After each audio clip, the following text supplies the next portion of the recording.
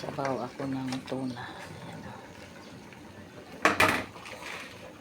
Ayan. Lumaan ko siya ng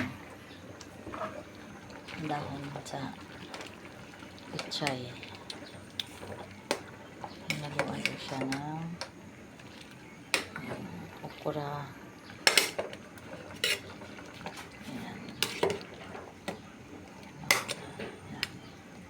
Bumili ako ng tuna. 2 hiwa. Kahati ko ng 4.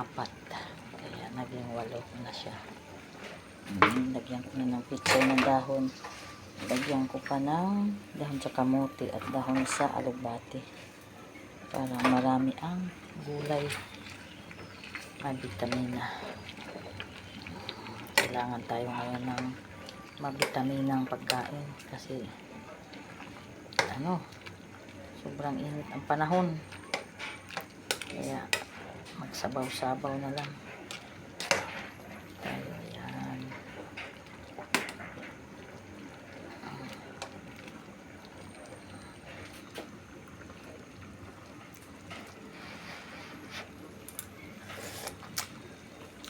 Okay na. Okay na ang lasa.